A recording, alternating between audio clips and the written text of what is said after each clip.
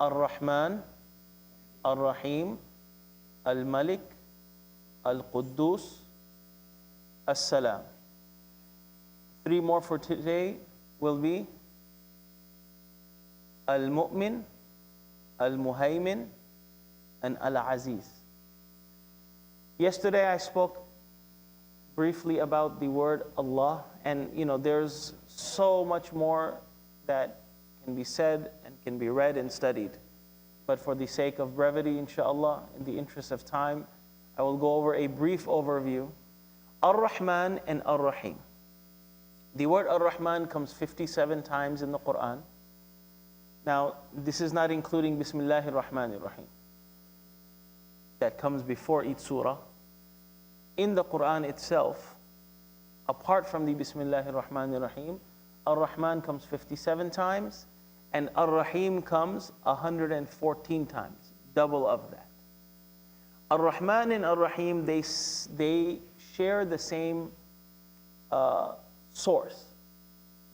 The huruf al-asl, the 3 letters that majority of the Arabic words are derived from are called the huruf al-asl. Ar-Rahman and Ar-Raheem come from the root word Ar-Rahim, which has the meaning of mercy. So typically Ar-Rahman and Ar-Raheem have a very close, they share the same root, meaning mercy. But its application and the extension of that mercy is, however, different. Ar-Rahman is one of the attributes of Allah subhanahu wa ta'ala that is exclusive to Allah subhanahu wa ta'ala. And just as Allah subhanahu wa ta'ala, we can consider it as the common name, common noun for Allah subhanahu wa ta'ala, Ar-Rahman is also serves that purpose. قُلِ ادْعُوا اللَّهَ أَوْ ادْعُوا الرَّحْمَنَ. Say Allah or Ar-Rahman. أَيَّمَّا تَدْعُوا فَلَهُ الْأَسْمَاءُ الْحُسْنَى. Whichever one of these words you use to start your dua with, Allah subhanahu wa ta'ala has many names. Ar-Rahman is mercy. Ar-Raheem is also mercy. Scholars mention that Ar-Rahman, the particular pattern that it is used in, it is a highly emphasized, exaggerated form of the mercy of Allah subhanahu wa ta'ala. Now, what does this mean? Every single manifestation of Allah subhanahu wa ta'ala's mercy, from the beginning of creation till the end, everything that Allah subhanahu wa ta'ala has created, designed, sustained, maintained, all of the care that has been placed into the world, whether it's human beings, non-human life form, every single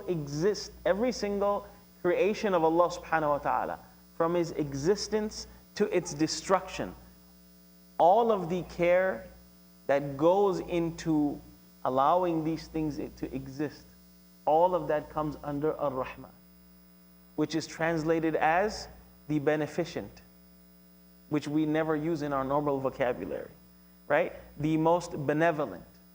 So the mercy that encompasses everything, whether Muslim or not, whether a person believes Allah, rejects Allah, it doesn't matter. Anything and everything that is being sustained, it comes under Ar-Rahman.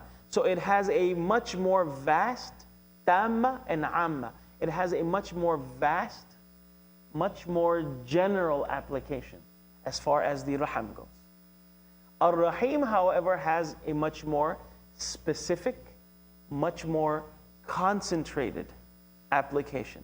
Meaning that the mercy that reflects in the word Ar-Raheem, that is something that is exclusive for the believers, and it is exclusive for the akhirah. So when it comes to the forgiveness, when it comes for Allah subhanahu wa ta'ala being merciful to those who believe in Him on the day of judgment, there is a famous hadith in which Allah subhanahu wa ta'ala, the Prophet sallallahu alaihi wasallam says that Allah subhanahu wa ta'ala's rahmah is divided into 100 parts, and one has been descended on this earth, and the 99 parts of that rahmah of Allah subhanahu wa ta'ala will be used on the day of judgment. Ar-Raheem, all that falls under Ar-Rahim. So in essence, as far as the application for us is concerned, the Rahmah that is a part that falls under the umbrella of Ar-Rahim is more powerful in its concentration on the Day of Judgment for us. We ask Allah subhanahu wa ta'ala to engulf us and envelope us in His Rahmah on the day when there will be no Rahmah except for His Rahmah. Allah, Ar-Rahman, Ar-Rahim, Al-Malik, the King. Now there's another one, Al-Malik, Malikul Mulk, that will come later on, which means the owner. Al-Malik, King. For thousands of years,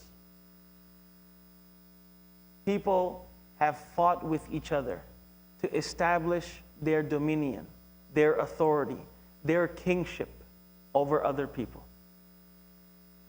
And they consider themselves a king. However, Allah subhanahu wa ta'ala is Al-Malik. Allah subhanahu wa ta'ala is the king of kings. In order for a person to be a king, there are a few requirements.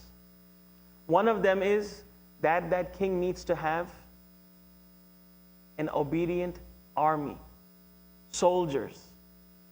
Also, what else does a king need? A king needs subjects.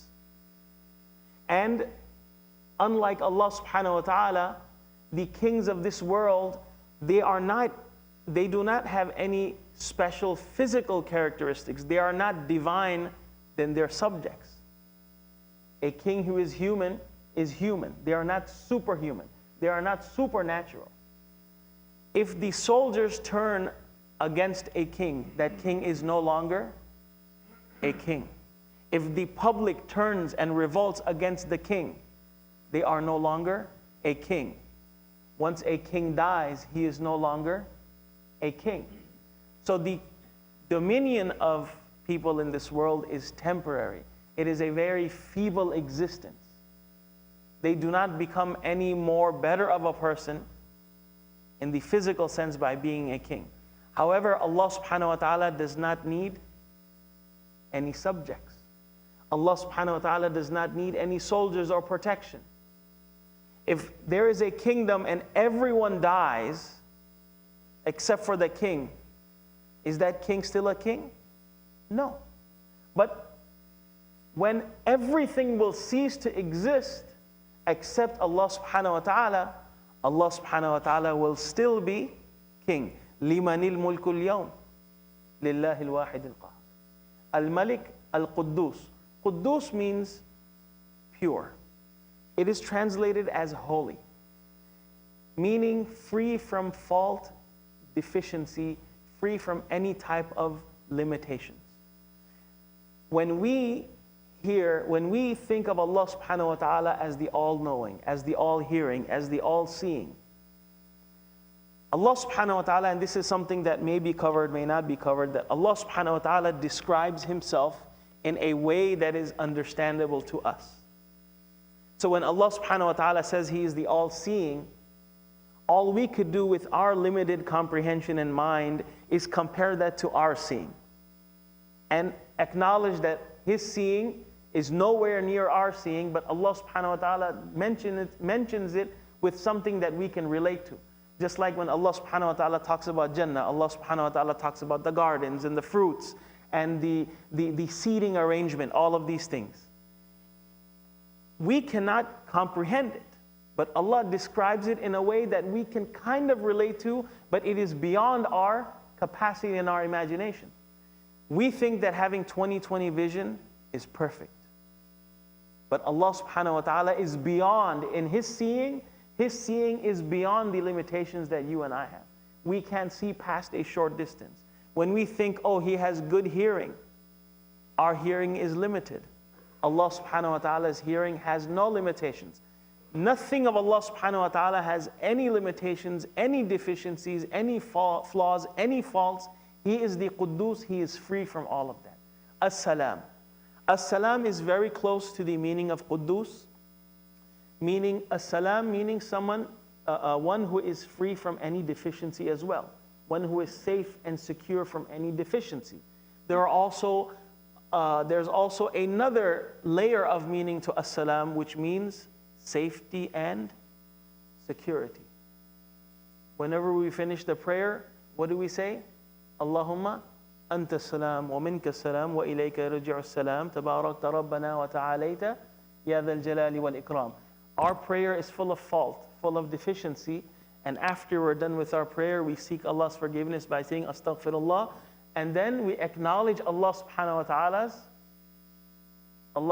wa ta'ala being free from any fault and deficiency, safety and security. Allah subhanahu wa ta'ala, if we want peace, we seek it from who?